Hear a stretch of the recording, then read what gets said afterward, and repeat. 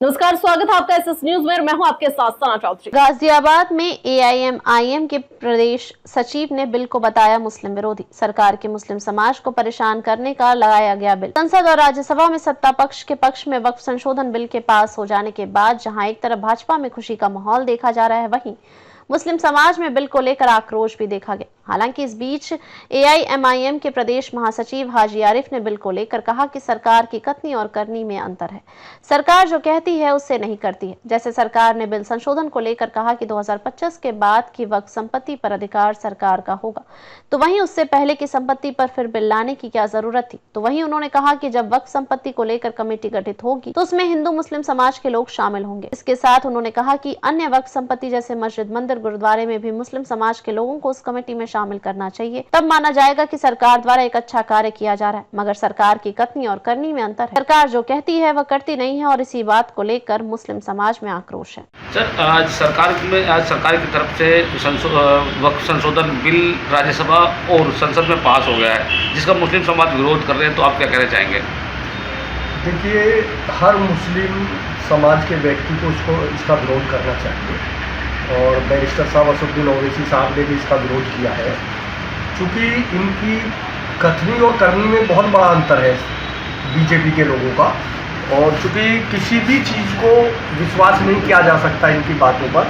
जिस तरीके से बताया जा रहा है कि इसमें कुछ संशोधन हुआ है और 2025 के बाद भी जो संपत्तियां होंगी वक्त की, तो उनमें जो है कलेक्टर साहब को शामिल किया जाएगा या गैर मुस्लिमों को शामिल किया जाएगा। लेकिन अब इस बात पर विश्वास कैसे हो? और हमारी धार्मिक चीज़ों पर, चूँकि हिंदुस्तान के अंदर हिंदू, मुस्लिम, सिख, ईसाई सभी को अपने धर्म की पूरी इजाज़त है।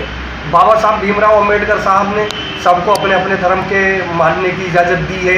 तो अगर हम दूसरे के धर्म में जाकर शामिल होंगे तो मैं तो ये मानता हूँ, फिर अगर वो हमारे वक्फ बिल में कोई गैर मुस्लिम को सदस्य बना रहे हैं, डीएम साहब को उसकी ताकत दे रहे हैं, तो मैं ये चाहता हूँ कि जैसे अयोध्या मंदिर का ट्रस्ट बना है, तो उसमें भी बैरिस्टर असदुद्दीन ओवैसी साहब को सदस्य बनाना चाहिए या इम्तियाज़ जलील साहब को सदस्य बनाना चाहिए, या और बहुत सारे मंदिरों के ट्रस्ट हैं या मंदिरों की संपत्तियां हैं।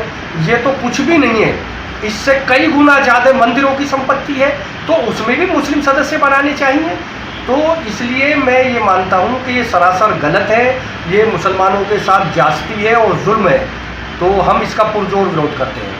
सरकार भी इस बात को कह रही है कि इस वक्फ संशोधन बिल में किसी को नुकसान नहीं है, जो 2025 के बाद जो संपत्ति होगी उसको हैंड ओवर किया जाएगा, जबकि जो समृद्ध यथास्थिति बनी रहेगी। देखिए, अब आप इनकी किस बात पर विश्वास करोगे?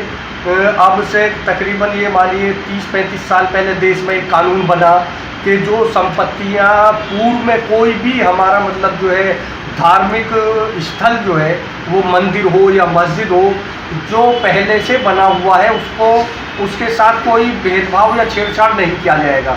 तो अब इनकी किस बात पर आप उन्हीं चीज़ों पे छेड़छाड़ कर रहे हैं, जैसे संभल का मुद्दा चल रहा है और बहुत सारी मस्जिदों का और आपके मदरसों का कहीं बिल्डोजर चल रहे हैं, कहीं कुछ हो रहा है।